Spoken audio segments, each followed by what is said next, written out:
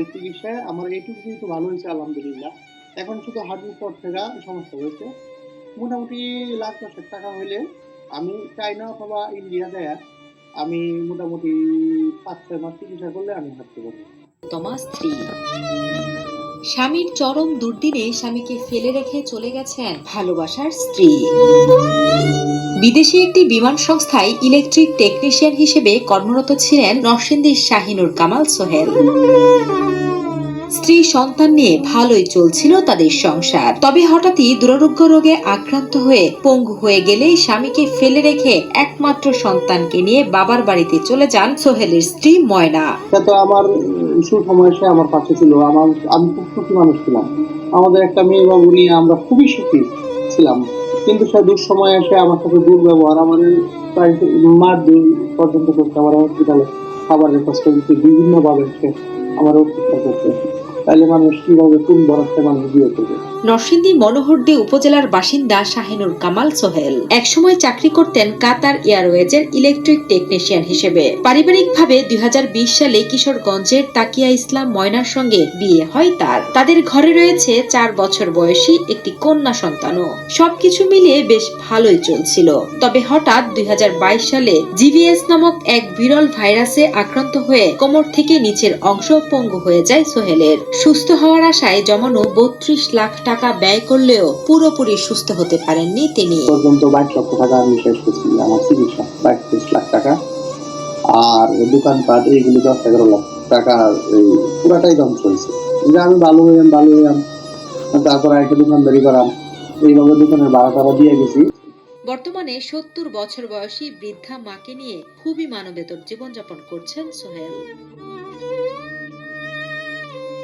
ভাই বোন থাকলেও কাছে নেই কেউ। অন্যের সাহায্য ছাড়া চলাফেরা করতে না পারা পঙ্গু সোহেলের একমাত্র ভরসা ছিল স্ত্রী ময়না। তবে গত প্রায় ৪ মাস আগে সেই স্ত্রীও পঙ্গু স্বামীকে ফেলে রেখে চলে যান বাবার বাড়ি। একাধিকবার অনুরোধ করলেও ফিরে আসেনি। টিকটকে মগ্ন আর পরপুরুষের সাথে কথোপকথনের ফলেই অসুস্থ স্বামীকে ফেলে রেখে চলে গেছেন বলে জানান সোহেল ও তার পরিবার। ইন্ডিয়া অথবা চায়না যাওয়ার জন্য প্ল্যান করতেছি, তো তুমি বাবার বাড়ি থেকে দুদিন ঘুরা তুমি আসো, ওইখান থেকে চিকিৎসা কইরা পরে আসি। যদি আমি ভালো না হই তাহলে তুমি চলে যাবে, খুশি মনে চলে যাবে, আমার যা হয় হইবে। এ বিষয়ে সোহেলের স্ত্রী তাকিয়া ইসলাম ময়নার সাথে যোগাযোগ করা হলে তিনি উল্টো জানান, দীর্ঘ সময় অসুস্থ স্বামীর সেবা যত্ন করে পাশে ছিলেন তিনি। বরং সোহেলের নির্যাতন, সন্দেহ এবং পরিবারের দেওয়া যন্ত্রণা সহ্য করতে না পেরেই বাবার বাড়িতে চলে গেছেন তিনি। এমনকি তিনি আর কখনো সোহেলের কাছে ফিরতে চাননি বলেও জানান। এতটুকু অসুস্থ মানুষ, তারপরে তার মুখে যদি বিশ্রী ভাষা ব্যবহার করে, মারে, বউকে গালাগালি করে, তো ওইটা হসপিটালের ভিতরে কেমন একটা পরিবেশ ক্রিয়েট করে। আমি তার ওইখান থেকে আমি তো এমনি এমনি আসি নাই। আমি যদি চলে আসার নিয়ত থাকতো যে সে অসুস্থ, আমি চলে যাই, অসময় হয়ে গেছে, তাহলে আমি প্রথমেই ফেলে চলে আসতাম। তার সাথে আমি ৩.৫ বছর আমি থাকতাম।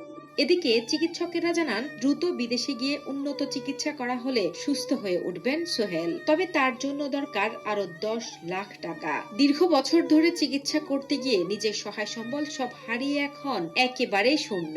এই অবস্থায় সুস্থ হতে সরকার ও সমাজের সহানুভূতিশীল মানুষদের কাছে আর্থিক আবেদন জানান শাহিনুর কামাল সোহেল ও তার পরিবার। এই ভিডিও দেখে কি বুঝলেন যে স্বামীকে অসুস্থ রেখে স্ত্রী চলে গেছে? কিন্তু একটা অসুস্থ স্বামীর স্ত্রীর যে কি জ্বালা, সেটা ওই স্ত্রী ছাড়া কেউ বুঝবে না। একটা মেয়ে কখনো তার স্বামীকে ছেড়ে চলে যায় না, তাকে চলে যেতে বাধ্য করা হয়। একটা মেয়ের যখন বিয়ে হয়, সে তার আপনজন ছেড়ে শুধু তার স্বামীর ভালোবাসার মানুষের কাছে চলে যায়, তাকে বিশ্বাস করে। কিন্তু সে বিশ্বাস যদি ভেঙে যায়, তখন একটা মেয়ে তার সুখের সংসার ছাড়তে বাধ্য হয়। ইচ্ছে করে কখনো কোনো মেয়ে তার স্বামীকে ফেলে চলে আসে না। স্বামীর পরিবারের কাছে হেনস্থা হতে হয়, তারপরও সব কিছু মেনে থাকতে হয়। পরিবারের সবার অত্যাচার সহ্য করে যদি স্বামীর কাছে তার স্ত্রী খারাপ হয়, তখন সে স্বামীর সংসার ছেড়ে চলে আসতে বাধ্য হয়।